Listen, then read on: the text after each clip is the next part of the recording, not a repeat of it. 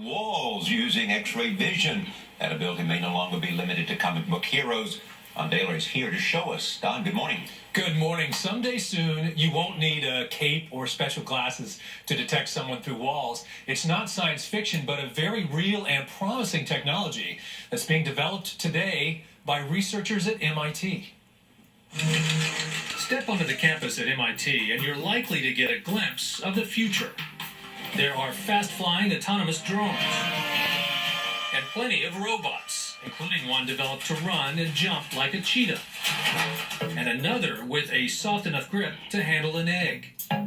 Some of the most recent MIT breakthroughs, however, are happening here at the university's Computer Science and Artificial Intelligence Lab. Think of it like your Wi-Fi router. Where this simple-looking box applies a complex set of algorithms to do something once limited to science fiction. This is a demo that shows the ability of tracking people through walls.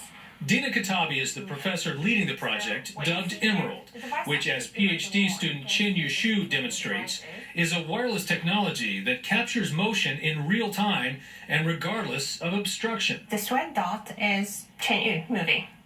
So Chin's not wearing anything special. It's just picking up his movement through the wall. Yeah, no cell phone, no pendant, no sensor. It's purely based on wireless signals reflects off our body and comes back to the device. What was the inception for this?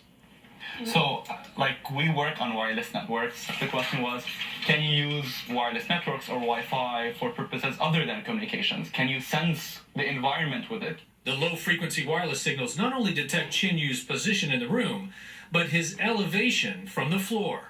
Do you want the red dot to fall? Yeah, let's see the red dot fall. Okay. Researchers hope this can better protect seniors at risk of falling, a problem that sends an estimated 2.5 million elderly Americans to hospitals each year at a cost of $34 billion. And when it detects a fall, it sends an SMS message to the caregiver. And that's just scratching the surface of Emerald's capability. With Chin seated, Emerald homes in on his vitals. Respiration and heart rate are read without wires. Being able to get the breathing and heart rate in such cluttered environment with people around, that was an aha moment for us. Wow, is it that sensitive? And it's not in any way as dangerous as, say, constant exposure to X-rays would be. No, not at all. It's not even. I tell people all the time, the technology, while it is the same carrier as Wi-Fi, is actually 10,000 times or more lower power than Wi-Fi. So if you're not worried about Wi-Fi in your home, you shouldn't be worried about this. Are there any privacy concerns to this? That someone could have one of these, maybe a burglar or someone like that, and look and see where you are in the house?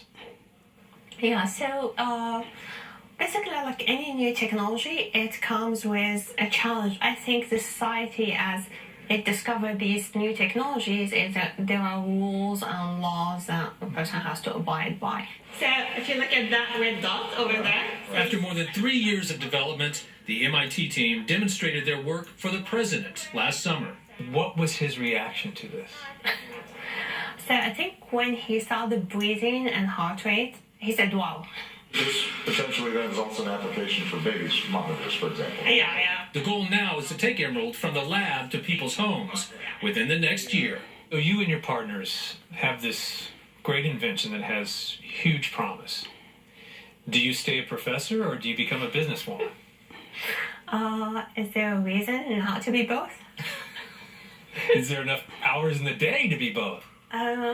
I have 24 hours a day. I mean, I don't even track holidays. I don't know that there is a holiday. I come to the lab and my students say, oh yeah, it's a holiday today. So I think there are plenty of hours as long as the person is interested in what they are doing and having a great team like what I have here.